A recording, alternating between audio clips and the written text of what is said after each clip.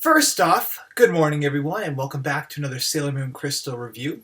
Now before I get into the episode, I have two things I want to talk about. First thing is, guys, when we did season 1 and 2, you were very vocal in the comments and I loved talking to so many of you. I got a shout out for a couple of you and that's to Ivonita Mass, sorry if I messed up your name, then to Nerdgins Inc., and Josh to Soldier. You guys have been very vocal since season 3 has started, and I appreciate it, and I can't wait to talk to you in the comments today. But for others of you, or those of you that watch this as well, please share your thoughts about this in the comments below, because I really want to talk to you guys. I know the Sailor Moon fandom is massive, and there's many of you, and I know you guys all have different opinions and loves different things about the anime and manga, and I want to hear. So please like the video, and subscribe for more Sailor Moon Crystal reviews if you're new, but if you're a casual viewer, please comment. Tell me your thoughts. I want to hear about it. Or comment about this whole setup that I do. I really want to know. So last week, I said I was going to do top 5 moments of the episode. Well, that's kind of hard since I love this entire episode because it was absolutely stunning and almost completely flawless. So since I said it's flawless, let's start with the animation. The animation is so spectacularly beautiful. Now, I said in my first review that this reminded me of the Disney Renaissance movies, and guess what? It still does. I know a lot of you are like, no, it's like a little below that, but for me, this is like right on that level. Like, this is the animation I wanted Toei to do for the original season of Crystal, not of the original anime. I still have a preference for the original 90s anime, but this animation here is fan-bloody-tastic. It's beautiful. Like, I am engaged the entire time. That scene with Hotaru showing her robotic parts, that was so animated, or so beautifully animated. I loved it. There was also something that was really discussed, cut out from the original anime, and it wasn't even involved or mentioned that Hotaru had cyborg parts, and seeing that was so cool. I loved that. Just because that's like a brand new concept to so many fans to see. So that was really impressive. Also, that scene when Usagi turns into Princess Serenity, or Neo Queen Princess Serenity, I wasn't really sure how to label that one. That was an excellent scene as well. Like, so beautifully done. So the animation in this episode was one of the best I've ever seen from Crystal overall. All of season 3 has been extremely well animated, but this act blew me away. I think so much was going on, and there was definitely possible places where they could have messed the animation up, and they did not, and I loved it. So, Toei Animation, despite the fact that you gave me 2 copyright strikes on this channel before, I still don't forgive you, but I'm going to give you a thumbs up for excellent animation here, because it was so good. So good. So, just the basic plot of the episode, and I'll kind of recap it, and I'll talk about my favorite parts about it, but it was, again, so good. It was, like, so stunning to me. It reminded me of the classic anime, it reminded me of the manga, and this is like what I think fans wanted from Sailor Moon. Next week's episode, titled Super Sailor Moon, God, I'm gonna be crazy about, because Super Sailor Moon is my favorite form of Usagi, and I can't wait to see Super Sailor Moon in action. Oh, beautiful.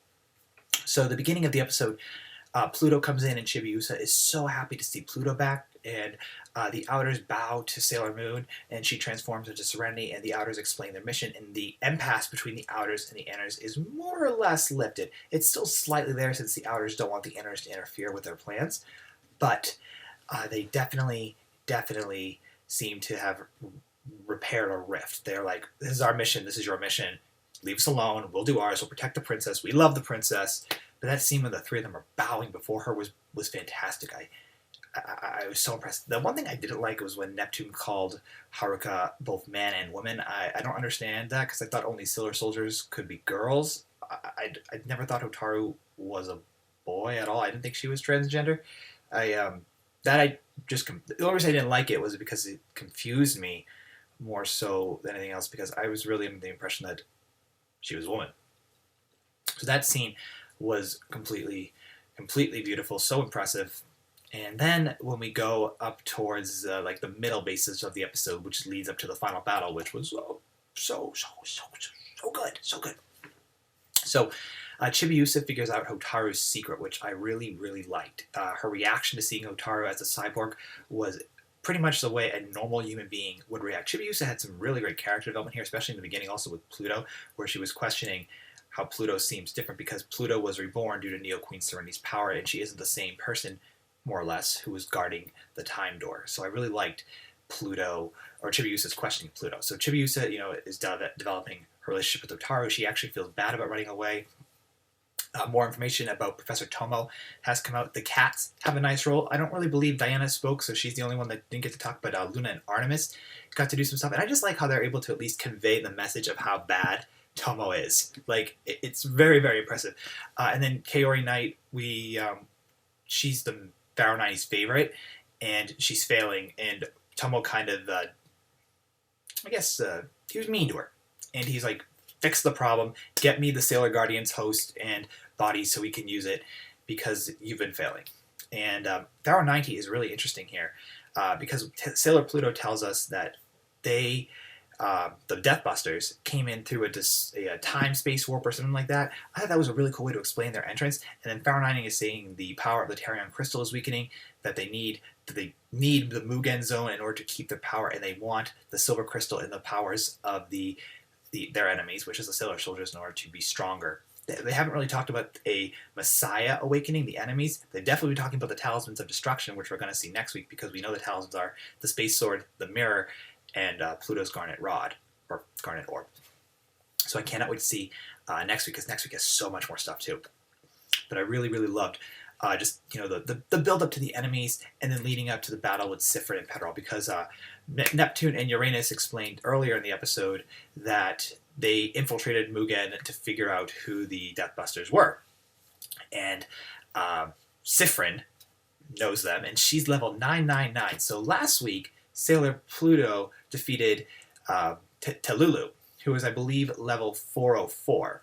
And now, of course, all of them are going to have quite a difficult time defeating Sifrin. The battle with Sifrin was so cool when she attacked Uranus and Neptune's building, and Uranus, or Haruka at the time, was able to dodge it and became Sailor Uranus. And then they started to battle. The fight scenes were intense. I loved how they're flying, using their attacks. We got some throwbacks to old attacks with the inners, which was really cool. One thing I don't understand, which I was talking about earlier, with power levels, is Mars was able to use her snake fire to counter Sifrin's attack, but at the same time, to me, I'm like, Mars is like way down here for power level, so how did it even counter it? Shouldn't even have phased it, but I guess the inners went up a little bit. I don't know, because the outer's powers were failing against Sifrin. So I was just curious about that, but it's not something I would really harp on.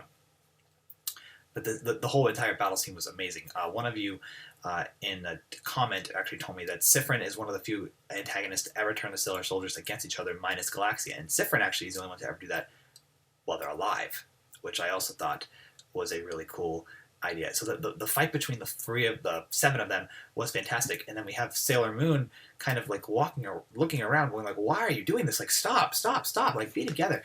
And then Tuxedo Mask and Chibiusa come in, and the 3 of them were able to form the freaking Grail, which is why we're getting Super Sailor Moon. The preview for next week was amazing.